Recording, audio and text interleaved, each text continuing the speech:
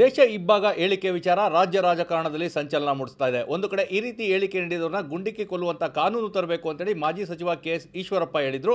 ಇದೀಗ ಆ ಹೇಳಿಕೆಗೆ ಡಿ.ಕೆ. ಶಿವಕುಮಾರ್ ಅವರು ಅರ್ಧ ಸೆಟಲ್ಮೆಂಟ್ ಆಗಿದೆ, ಪೂರ್ತಿ ಸೆಟಲ್ಮೆಂಟ್ ಮಾಡ್ತೇನೆ ಅನ್ನೋ ಒಂದು ಹೇಳಿಕೆ ನೀಡಿದ್ದಾರೆ. ಈ ಬಗ್ಗೆ ಮಾತಾಡಲಿಕ್ಕೆ ಮಾಜಿ ಸಚಿವ ಕೆ.ಎಸ್. ಈಶ್ವರಪ್ಪ ನಮ್ಮ ಜೊತೆಗಿದ್ದಾರೆ. ಸರ್, ತಾವೊಂದು ಹೇಳಿಕೆಯನ್ನು ಕೊಟ್ಟಿದ್ರಿ, ಯಾರು ಈ ರೀತಿ ಹೇಳಿಕೆ ಕೊಡ್ತಾರೆ ಗುಂಡಿಕ್ಕಿ ಕೊಲ್ಲುವ ಕಾನೂನು ತರಬೇಕು ಅಂತೇಳಿ. ಡಿ.ಕೆ. ಶಿವಕುಮಾರ್ ಹೇಳ್ತಾರೆ ಇದನ್ನು ವಿರೋಧಿಸ್ತೇನೆ, ಮತ್ತೆ ಅರ್ಧ ಸೆಟಲ್ಮೆಂಟ್ ಆಗಿದೆ, ನಾನು ಫುಲ್ ಸೆಟಲ್ಮೆಂಟ್ ಮಾಡ್ತೇನೆ ಅಂತ. ಅರ್ಧ ಸೆಟ್ಲ್ಮೆಂಟ್ ಅಂದರೆ ಅವ್ರ ಲೆಕ್ಕದಲ್ಲಿ ನಾನು ಮೊನ್ನೆ ಚುನಾವಣೆ ಸ್ಪರ್ಧೆ ಮಾಡಲಿಲ್ಲಲ್ಲ, ಆ ಬಗ್ಗೆ ಇರ್ಬೋದು. ಇದರಲ್ಲಿ ನಾನು ಚುನಾವಣೆ ಸ್ಪರ್ಧೆ ಮಾಡದೇ ಇರೋದಕ್ಕೆ ಕಾರಣ ನಮ್ಮ ಕೇಂದ್ರದ ನಾಯಕರು ಕೊಟ್ಟಂಥ ಸೂಚನೆ. ಒಬ್ಬ ಸಾಮಾನ್ಯ ಕಾರ್ಯಕರ್ತನಾಗಿ ಡಿಸಿಪ್ಲಿನ್ಡಾಗಿ ನಾನು ಅದನ್ನು ಅಕ್ಸೆಪ್ಟ್ ಮಾಡಿದ್ದೀನಿ. ಚುನಾವಣೆ ಸ್ಪರ್ಧೆ ಮಾಡಿಲ್ಲ.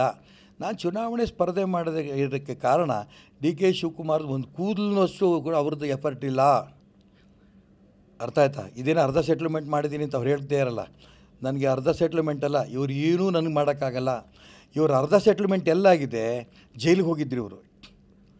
ಇದು ಅರ್ಧ ಸೆಟ್ಲ್ಮೆಂಟು, ಇನ್ನು ಪೂರಾ ಬಗೆಹರಿದಿಲ್ಲ, ಬೇಲಲ್ಲಿದ್ದಾರೆ. ಪೂರಾ ಅವ್ರದ್ದು ಹಿಯರಿಂಗ್ ಮುಗಿದ ಮೇಲೆ ಮತ್ತೆ ಜೈಲಿಗೆ ಎಷ್ಟು ವರ್ಷ ಹೋಗ್ತಾರೋ ಗೊತ್ತಿಲ್ಲ, ಆಗ ಪೂರ್ಣ ಸೆಟ್ಲ್ಮೆಂಟ್ ಆಗುತ್ತೆ. ಈ ರೀತಿ ಭಾಷೆಗಳಿದೆಯಲ್ಲ, ಅರ್ಧ ಸೆಟ್ಲ್ಮೆಂಟು, ಪೂರ ಸೆಟ್ಲ್ಮೆಂಟು, ಗೂಂಡಾಗಳು ಬಳಸೋಂಥ ಪದಗಳಿದು. ಆ ಸಿನಿಮಾದಲ್ಲಿ ಡೈಲಾಗ್ಗಳು ಕೇಳ್ತಿರ್ತೀವಿ.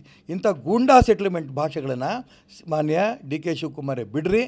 ನಿಮ್ಮ ತಮ್ಮ ಏನು ರಾಷ್ಟ್ರದ್ರೋಹಿ ಹೇಳಿಕೆ ಕೊಟ್ಟನಲ್ಲ, ದೇಶವನ್ನು ಇಬ್ಬಾಗ ಮಾಡ್ತೀವಿ, ದಕ್ಷಿಣ ಭಾರತ ಎಲ್ಲ ರಾಜ್ಯಗಳು ಸೇರಿಕೊಂಡು ಬೇರೆ ರಾಷ್ಟ್ರ ಮಾಡ್ತೀವಿ ಅನ್ನಲ್ಲ, ಅವ್ರ ಮೇಲೆ ನೀವೇನಾದ್ರು ಕೇಸ್ ಹಾಕಿದ್ದೀರಾ?